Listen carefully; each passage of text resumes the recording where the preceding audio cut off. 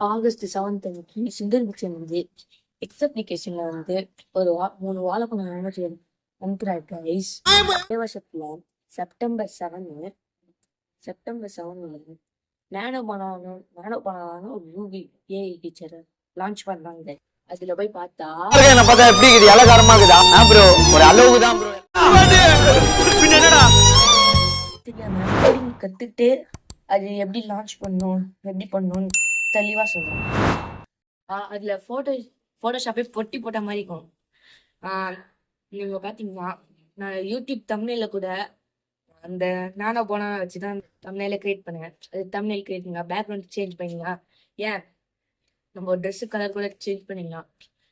இப்போ அது நானோ போனா எப்படி ஒர்க் ஆகுதுன்னு வீடியோக்குள்ள போலாம்.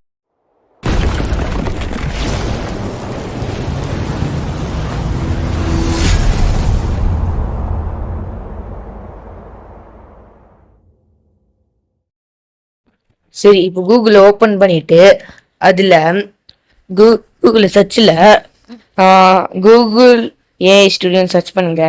செகண்டாக வர வெப்சைட்குள்ளே போயிட்டு கிளிக் பண்ணுங்க. கிளிக் பண்ணதுக்கப்புறம் சுற்றி நிறுத்து இமேஜ் ஜென்ரேஷனுக்குள்ள அதை கிளிக் பண்ணுங்க. அதை கிளிக் பண்ணதுக்கப்புறம் மேலே ஸ்க்ரால் பண்ணிங்கன்னா நானும் போனாங்க அதை கிளிக் பண்ணிட்டு ப்ளஸ் ஐக்கான் இருக்கும், அதில் அப்லோட் ஃபைல்ஸ்னு இருக்கும். அதில் ஃபைல்ஸில் போயிட்டு உங்களோட இமேஜ் அப்லோட் பண்ணிக்கோங்க. என்னோட வேண்டியோட இமேஜ் அப்லோட் பண்ணிக்கிறேன். அப்லோட் ஆனதுக்கப்புறம் அதில் நான் ப்ராம்ப்ட் டைப் பண்ணுறேன். அதில் என்ன ப்ராம்ப்ட்னா, இப்போ எனக்கு இந்த இமேஜ் வந்து ஒய்டாக வேணும்னு டைப் பண்ணுறேன்.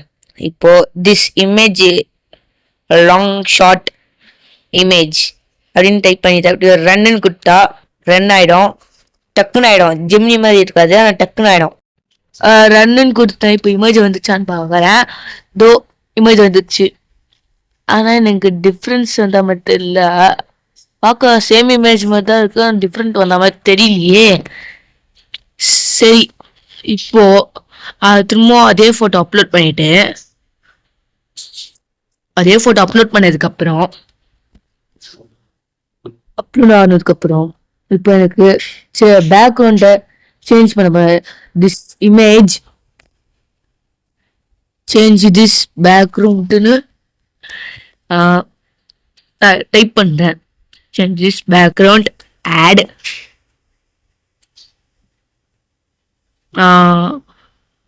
ஃப்ளவர் கார்டன் தட்டி விட்றேன்.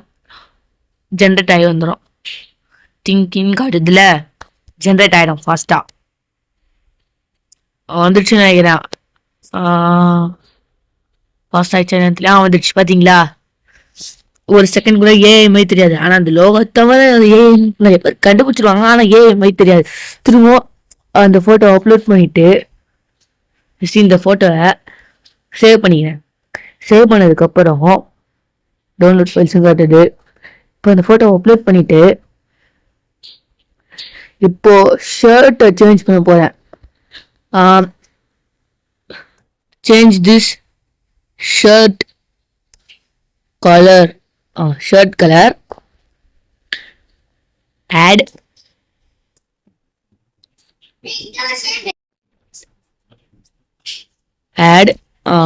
red color shirt டைப் பண்றேன். ரெட் கலர் ஷர்ட்னு டைப் பண்றேன். இப்போ ஜென்ரேட் ஆகி வருதுன்னு பார்ப்போம்.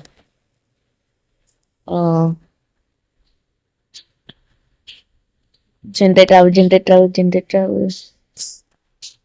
ஆமா, செம்மையா தான் இருக்குது. நானே இப்போதான் டெஸ்ட் பண்ணி பார்த்தேன். செம்மையா இருக்குது. ஓகே, நல்லா இருக்கு. சரி, இப்போ இல்லை கோடிங் ட்ரை பண்ணி பார்க்கலாம். சாட் கிட்ட போயிட்டு கிரியேட் சாட் ஜிபிடி எனக்கு ஒரு கேம் ஆப் கிரியேட் பண்ணணும்னு ப்ராம்ப்ட் தட்டி விடுறேன். அதில் கோடிங் டைப் பண்ணுறேன். கோடிங் டைப் பண்ணதுக்கப்புறம் இல்லை ப்ராம்ப்ட்னு தட்டி விடுறேன். இப்போ ப்ராம்ப்ட் அந்த டெக்ஸ்ட்டை காப்பி பண்ணிவிட்டு அதை டெக்ஸ்ட்டை காப்பி பண்ணதுக்கப்புறம் அந்த நானோ போனால் பேஸ்ட் பண்ணுங்க. பேஸ்ட் பண்ணதுக்கு அப்புறம் இப்போ அது ரன்னுன்னு கொடுத்துன்னு வச்சுக்கோங்க. ரன்னுன்னு கொடுத்ததுக்கு அப்புறம் திங்கிங் காட்டுது. இன்னும் இப்போ ரொம்ப லேட் ஆகுது. வந்துடுச்சு. இன்னும் கொஞ்சம் மேலே ஸ்க்ரால் பண்ணிங்கன்னா எப்படி லான்ச் பண்ணோம் எப்படி பண்ணணும்னு கோடிங் காட்டிடும். ஓகே, இந்த வீடியோ பிடிச்சிருந்தா மறக்காம லைக் பண்ணுங்க, ஷேர் பண்ணுங்க, சப்ஸ்கிரைப் பண்ணுங்க. பை. அடுத்த வீடியோ சந்திக்கிறேன்.